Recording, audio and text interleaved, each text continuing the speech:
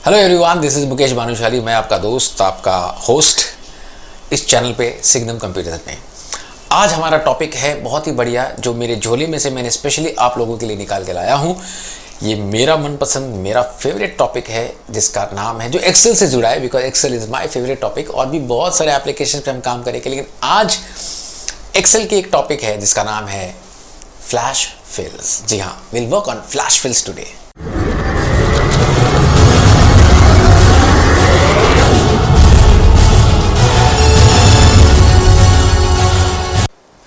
Okay, so ये आपके सामने मैं फ्लैश फिल्स के कुछ अच्छे एग्जांपल्स लाया हूँ। पहली बात तो फ्लैश फिल्स क्या होता है मैं आपको बताता हूँ। फ्लैश फिल्स मींस अगर आपका डेटा जो एक्सेल के अंदर है, मैं चाहता हूँ कि उसके ब्रेक हो जाए, उसके टुकड़े हो जाए। आप सोचोगे क्यों टुकड़े हो जाए, तो क्यों टुकड़े हो जाए?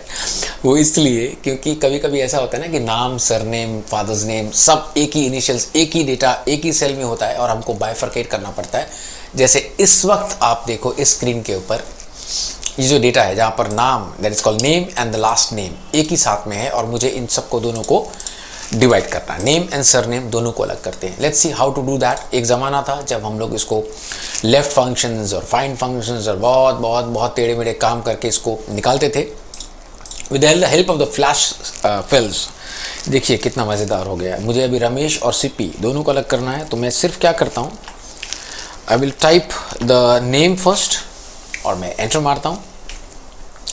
मैं चाहता हूँ कि सारे नाम जो हैं वो लिस्ट में आ जाएं। तो उसके लिए सेम हमारा पुराना तरीका, you just need to copy that. आप एक बार उसको कॉर्नर में आके आप उसको कॉपी करिए, छोड़ दीजिए, हो गया ना काम अपना। अरे नहीं हुआ, मैं जानता हूँ, अभी तो सिर्फ ये कॉपी हुआ है, मगर आप देखेंगे कि यहाँ पे we have an option called ऑटोफिल्स।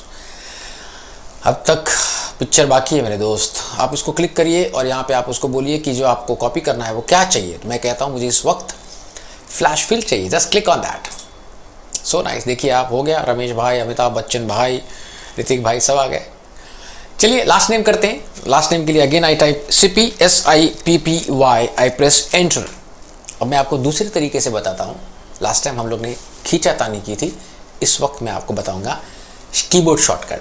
तो इस वक्त if you want all the surnames, all the last names to get divided, आपको सिर्फ सेकंड सेल पे आना है। जी हाँ, नेक्स्ट सेल पे आना है और एक बात का ध्यान रखना है कि सारे सेल्स जो हैं वो खाली होने चाहिए। The cells should be empty. Okay, so मैं नेक्स्ट सेल पे आता हूँ and I press control E, that is called control E, मतलब control E for elephant. I press control E, got that? So the last names are again divided. तो हमारे पास में first name और last name दोनों आ गए।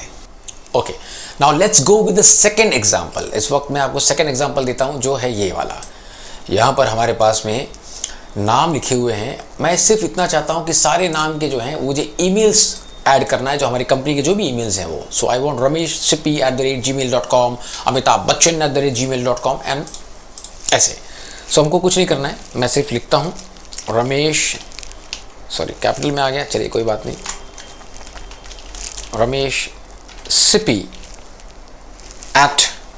@gmail.com। Just press enter.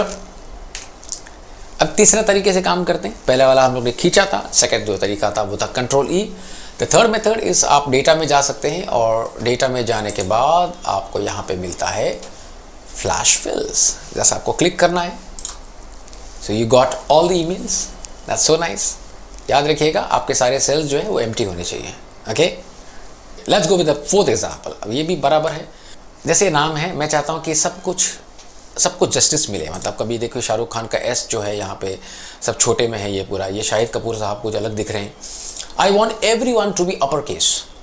तो हम लोग अपर फंक्शन यूज़ कर सकते हैं, लेकिन जब फ्लैश फिल्स हैं तो क्यों हम इतनी मेहनत करें। तो चलिए मैं पहला जो नाम लिखता हूँ रमेश, आई राइट सिपी, यू प्रेस एंटर। अब आपके पास में तीन चॉइसेस हैं, control E, drag and drop, या फिर आप ऊपर क्लिक कर सकते हो। मेरा फेवरेट है कंट्रोल E।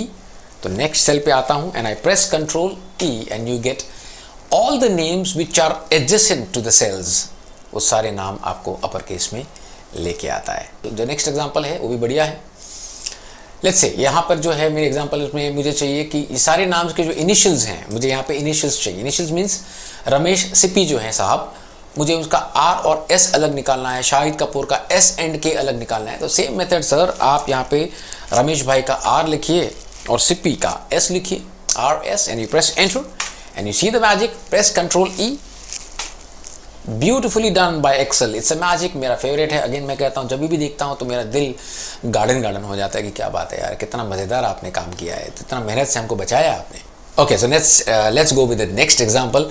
इस वक्त हमारे सामने है फर्स्ट नेम और लास्ट नेम। कभी कभी ऐसा होता है ना कि काम पूरा करके मिलता है, इस बार हमको तोड़ के मिला हुआ है ना, तब नाम और सरनेम अलग मिला हुआ है, लेकिन कंपनी बोलती है कि नहीं, तुमको दोनों को जोड़ो।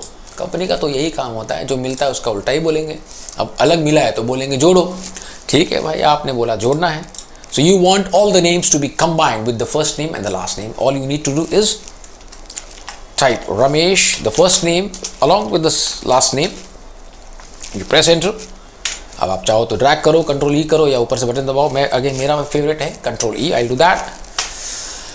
So beautifully done, the name and the last name both are combined into a single cell, that's what we want। लेकिन एक बात याद रखिएगा आप कि ये जो भी आपको रिजल्ट्स मिलते हैं, इनका अब इनसे कोई संबंध नहीं है, means they are not a cell reference, they are individual identity. Okay, so ये जो एंटिटी है ये अलग आइडेंटिटी है इनका खुद का।